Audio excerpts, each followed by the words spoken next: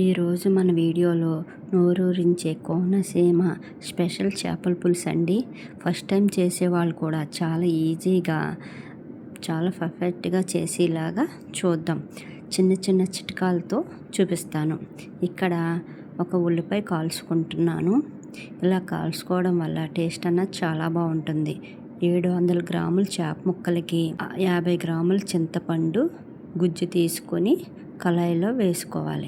Stove మీద కళాయి పెట్టి అందులో చింతపండు గుజ్జు, 1 కప్పు నీళ్ళు, పసుపు, సరిపడినంత కారం, సాల్ట్, అలాగే నాట్లు పెట్టుకున్న పచ్చిమిరపకాయలు, బెండకాయలు వేసుకుని మరగనివ్వాలి.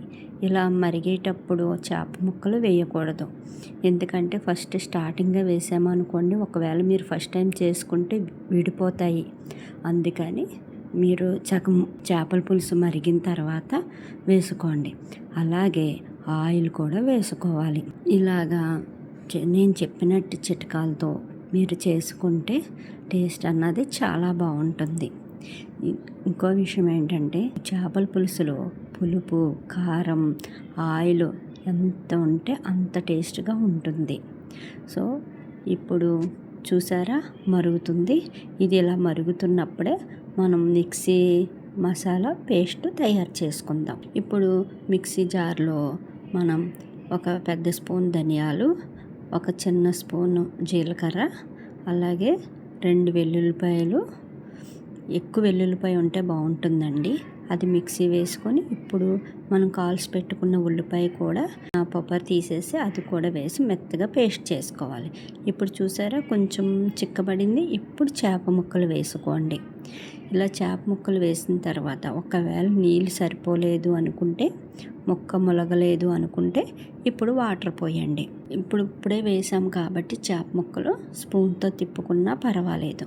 ఉడికిన తర్వాత అలా మీరు స్పూన్తో తిప్పితే ముక్కలు అయిపోతాయని గుర్తుపెట్టుకోండి. ఈ టేస్ట్ అయితే చాలా బాగుంటుందండి. ఒక్కసారి ట్రై చేసి చూడండి. మన ఛానల్లో వీడియోస్ చాలా తక్కువగా చూస్తున్నారు. ఒక్కసారి ట్రై చేయండి.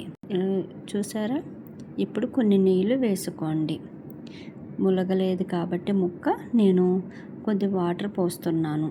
ఇప్పుడు పైన అలా కొంచెం కదుపుకోవాలి. అది ముక్కలు తక్కువ ఉన్నాయి కాబట్టి నేను స్పూన్ పెట్టి ఏదో పైన తిప్పుతున్నా. అదే ముక్కలు ఎక్కువ ఉంటే మాత్రం మీరు క్లాత్ పట్టుకుని బౌల్ని ఇలా కుదపండి. ఇప్పుడు మనం మిక్సీ వేసుకున్న పేస్ట్ని కూడా వేసేసుకోవాలి. వేసి పైన కలపండి. అంతేగాని బాగా కలిపారనుకోండి మీకు ముక్క విడిపోతుంది. అదొకటి మర్చిపోకుండా గుర్తుపెట్టుకోండి. అది చెప్పాను కదా, ముక్కలు తక్కువ ఉన్నాయి కాబట్టి నేను పైన తిప్పుతున్నాను.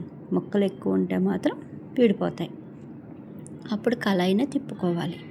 మరుగుతున్నప్పుడు కొత్తిమీర వేసుకోండి. కొత్తిమీర నేను స్టోరేజ్ చేసుకుంటాను, అందుకని ఇలాగుంది. ఇందులో సీక్రెట్ కూడా ఒకటి చెప్తానన్నాను కదా. ఇప్పుడు మీ ఇంట్లో ఆవ నూనె ఉందనుకోండి, ఆవ నూనె మీరు ఏ చేపల పులుసులో వేస్తారో మీకు ఏమన్నా ఐడియా ఉందా? మీకు తెలుసు అనుకుంటే నాకు కామెంట్ చేయండి. పులస చేప ఉంటుంది కదా, ఆ పులస చేపలో ఆవు నూనె కానీ, వెన్న కానీ, ఆవకాయ పచ్చట్లో ఉండే నూనె కానీ, ఈ మూడిట్లో ఏదో ఒకటి వేస్తారు. అందుకని నేను ఇందులో ఆవు నూనె వేసానండి. మీ ఇంట్లో ఆవు నూనె లేకపోతే ఆవకాయ పచ్చట్లో నూనె కానీ 2-3 స్పూన్లు వేసుకోండి. చాలా అంటే చాలా బాగుంటుంది. పులస తినే టేస్ట్ అయితే వస్తుంది. ఒక్కసారి ఇలాగా ట్రై చేయండి. చూసారా ముక్క ఎంత బాగా ఉడికిపోయిందో, ఎంత బాగుందో కదా. పులుసు కూడా ఎర్రగా, మీరు కారం బట్టి ఎర్రగా ఉంటుందండి. కారం ఎంత బాగుంటే చేప పులుసు అన్నది అంత టేస్టీగా ఉంటుంది. అలాగే చింతపండు కూడా కొత్త చింతపండు అయితే అబ్బా ఎంత బాగుంటుందో కదా. మీకైతే ఈ వీడియో నచ్చిందనే అనుకుంటున్నాను.